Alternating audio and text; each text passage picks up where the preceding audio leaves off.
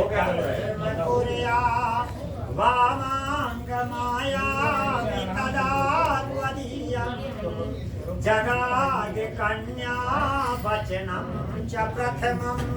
पहले वचन में कन्या क्या कहती है कि कोई भी मैं तीर्थ करूंगी, व्रत करूंगी, उद्यापन करूंगी, आपको मेरा सहयोग करना होगा, जो खर्चा पर्चा है वो सब देना पड़ेगा, कभी भी इसके लिए आप मना हमें नहीं करेंगे। अगर आप ऐसा स्वीकार करते हैं तो मैं आपके वाम भाग में आने के लिए तैयार हूँ।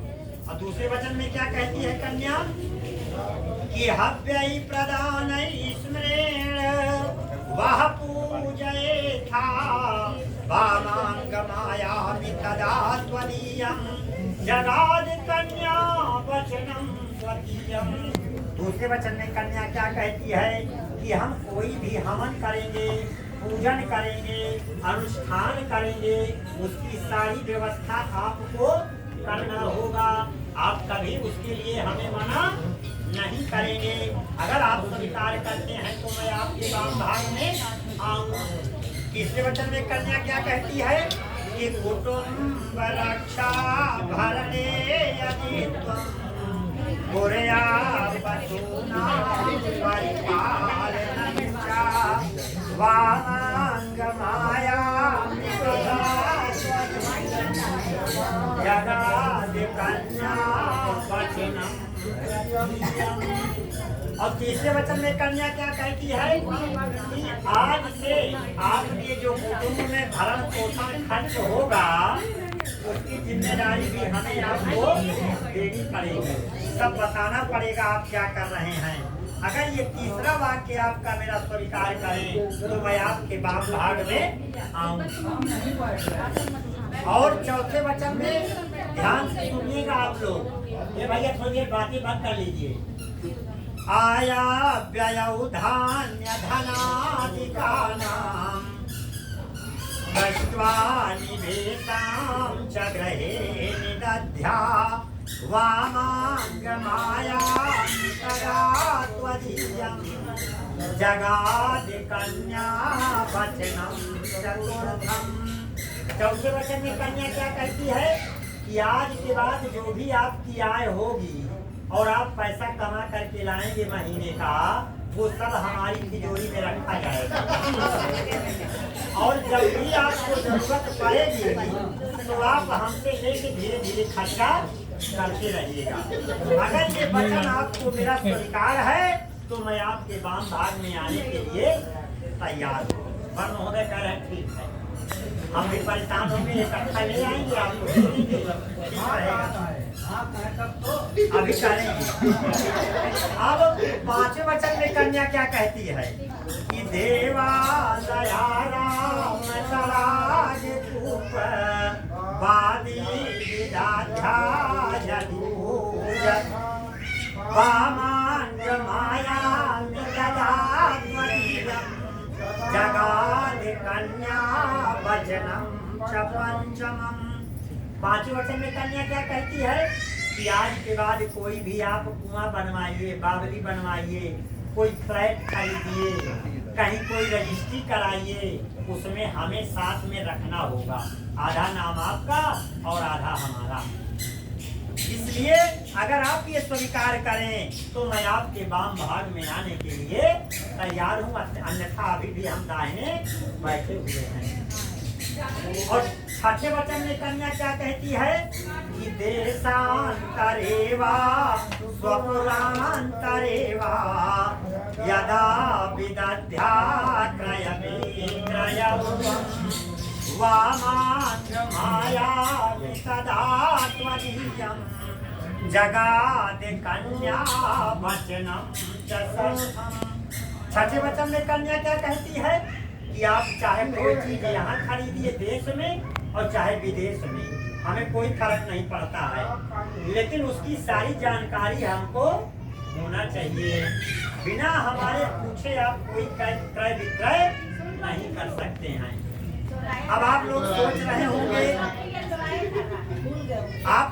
रहे होंगे कि भैया बहुत जो है दबाव बना रहे हैं, लेकिन ऐसा नहीं है, हम ऐसे नहीं कहते। जिस समय सीता जी की शादी हो रही थी और भगवान को उसी समय जब आए तो 14 वर्षों का वनवास हो गया। तो भगवान ने कहा कि ऐसा है, आप राजा की बेटी हैं और आप मेरे साथ जंगल में ना चलो। मैं नहीं कहता, ये मानस की चौपाई कहती है। क्या कहती है? भगवान ने कहा था कि बिंदु ग्राहक का बाहू ससुरारी, रहे वो जहाँ रुचि रहे तुम्हारी। जब ऐसा उन्होंने कहा था भगवान ने कि देखो आप राजा की पुत्री हो, कभी अपने पिता के यहाँ रहना, कभी मेरे यहाँ रहना, परंतु मेरे साथ आप जंगल में ना चलो, वहाँ बहुत कष्ट मिलेगा। लेकिन सीता जी ने क्या कहा था?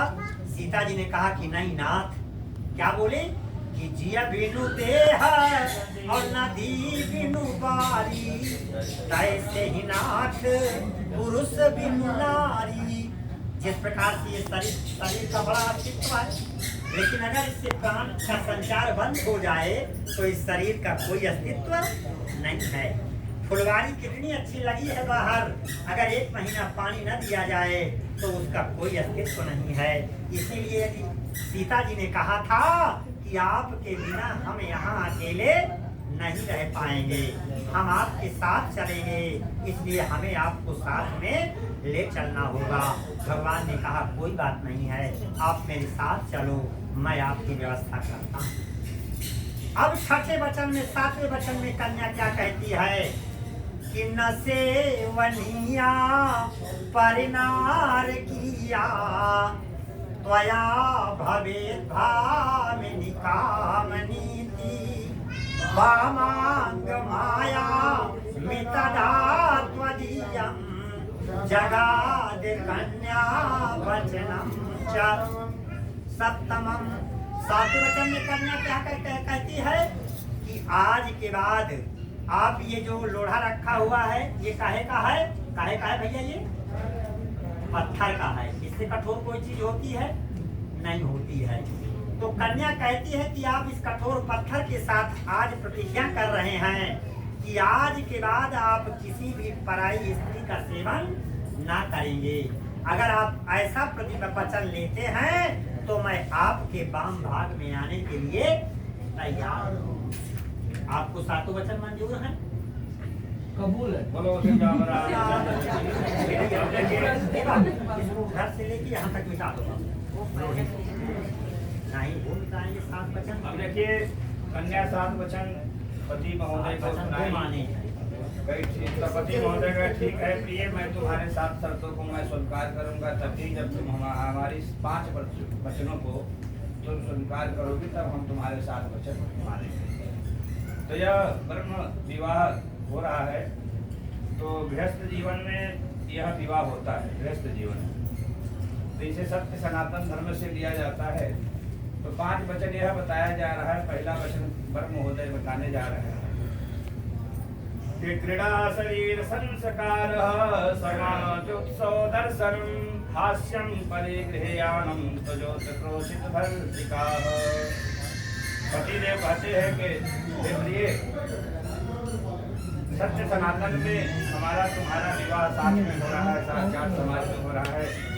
वर तरफ के बंधु बांधव और कन्या तरफ के बंधु बांधव, भाई पुत्री पत्नी पटिदार जितने भी हैं सब बंधु बांधव यहाँ गतिपूर्य हैं, ये सब साक्षी हैं। तो हमारे तुम्हारे विवाह में पति महोदय यही कह रहे हैं कि तुम भाई बंधुओं के घर जाना, श्रृंगार करना, सजावट करना, लेकिन यदि मैं जब तक घर पे रहूं तब तक, क्योंकि लोक लाज को बचाने के लिए स्त्रियों के लिए पति ही परमेश्वर होते हैं, पति ही भगवान होते हैं। तो यही पति देव कह रहे हैं कि हम समय समय पर हास परिहास हंसी मजाक करना ये शोभा देगा, लेकिन परदेश दूसरे के घर जाना, यदि मैं परदेश में चला जाऊं तो दूसरे घर जाना, दूसरे से हंसी मजाक करना ये शोभा नहीं देगा। ये पति का पहला वाक्य पति महोदय कहते हैं। दूसरा वाक्य पति महोदय क्या कहते हैं कन्या को, प्रिय को, विष्णु वैश्वानर साक्षी ब्राह्मण ज्ञान बांधवा, अब पंचम ध्रुव मालोक्यम साक्षी तुम ममागता। पति महोदय कहते हैं कि हे वरानने, हमारे तुम्हारे विवाह में 5 साक्षी तुम जो है पहले विष्णु भगवान, दूसरे में ब्राह्मण, तीसरे में स्वजाति भाई बंधु, चौथे में प्रजा और पांचवें में गोतारा। ये 5 साक्षी हैं। अब तुम ये नहीं कह सकते कि हमारा विवाह के साथ नहीं हुआ। ये पति महोदय दूसरे शब्द में प्रतिज्ञा कराते हैं। तीसरे शब्द में पति महोदय क्या कह रहे हैं कि तव चित्तम अवचितम वाचा वाचम च लोपेत व्रते में सर्वदा देयम हृदय स्ववरानने। कहते हैं कि हे वरानने, तव चित्तम मम चित्तम, हमारे चित्त के अनुसार तुम्हें चलना पड़ेगा। आज से तुम हमारी अर्धांगिनी हो, धर्मणी हो, विश्वास के पात्र हो। इसलिए तव चित्तम मम चित्तम, मैं कहूँ पूरब चलो तो तुम पूरब ही चलना है। मैं कहूँ ये आम को इमली है, तुम्हें इमली ही कहना है, क्योंकि हमारे वचनों का पालन करना है। पति ने प्रतिज्ञा कराते हैं प्रत्यय में सर्वदा हृदय स्वराग, मतलब अपने हृदय तक ही हमारी बात को रखना और इसको जागृत न करना। ये पति महोदय तीसरा शर्त बताते हैं। चौथा शर्त पति महोदय क्या कहते हैं पत्नी को कि मम तुष्टित कर्तव्यम बंधुनाम स मागताम ममाज्ञाम परिपाल्यताम पातिव्रते परायणे। हे पतिव्रते, तुम्हारा परम कर्तव्य है जैसे हमारे वचनों को पालन करना, हमारी बातों को उल्लंघन न करना। हमारे घर में माता पिता भाई बंधु मेहमान अतिथि जो भी आएंगे सबका मान सम्मान तुम्हें रखना है, इज्जत प्रतिष्ठा रखना है। इन्हें कि हमारे सम्मान करो, हमारे बड़ों लोगों का आदर अनादर करो, माता पिता का अपमान करो तो ये शोभा नहीं देगा। ये पति का चौथा शर्त है। और 5वां शर्त पति महोदय क्या कहते हैं, बिना पत्नी कथम धर्मम आत्मा प्रवर्तते तव मम चित्त विश्वता भव वामन कामनी। पति देव क्या कह रहे हैं कि हे वरानने, हे विश्वास पात्री, हे प्रिय, बिना पत्नी का गृहस्थ जीवन नहीं चलता है। इसलिए तुम हमारे जीवन में साथ दो, हमारा साथ निभाओ प्रेम से, मित्रता से और पत्नी का संबंध से। इसलिए गृहस्थ जीवन में सत्य सनातन में सत्य से बढ़कर के कुछ नहीं होता है। सत्य हमेशा विजय होता है, कभी परास्त नहीं होता है। इसलिए समय का इंतजार करना चाहिए, कभी कम है कभी ज्यादा है, उसने नहीं तुम्हें संतोष करना है। ये नहीं कि हमारे पति देव नहीं कमा रहे हैं, वो कम कमा रहे हैं, उसमें आप पति को क्रोधित नहीं हो सकते। पत्नी जी ने ही बताया कि जो भी धन अर्जित करिए ला करके तिजोरी में रख दीजिए पत्नी के घर में। तो वह मतलब संचित द्रव्य को इकट्ठा करना, क्योंकि आज 2 हैं कल 3 होंगे। तो पुत्र की प्राप्ति होगा तो उसको पढ़ाना लिखाना, फिर नौकरी चाकरी, शादी विवाह, ये ब्रह्मचर्य जीवन से लेकर के गृहस्थ जीवन से लेकर के वानप्रस्थ से लेकर के संन्यास तक ये चलता रहता है प्रक्रिया। क्योंकि धर्म अर्थ काम मोक्ष, जब तक धर्म नहीं होता है तब तक काम धर्म अर्थ, मतलब धर्म करेंगे तो अर्थ मतलब पैसा रुपया अपने आएगा, और अर्थ होगा तो मोक्ष की भी प्राप्ति होता है। इसलिए मेहनत करिए, परिश्रम करिए। इसलिए साइकिल के 2 पहिए हैं, एक लोग अगर साथ छोड़ देंगे तो एक आदमी कुछ नहीं कर सकता है। इसलिए तुम गृहिणी बनो, अये बाहर से धन कमाकर अर्जित करें और जीवन को चलाएं। इस प्रकार से सत्य सनातन धर्म की 7 वचनों को 5 वचनों को वर कन्या स्वीकार करते हैं। और यदि बात आप लोग स्वीकार है तो आप लोग हाँ कहेंगे, वचन को सत्य मानेंगे, हाँ हमें स्वीकार है। आप लोग वचन को स्वीकार है। बोलो सिया रामचंद्र भगवान की जय, नारायण भगवान की जय। अब सिंदूर दान करें।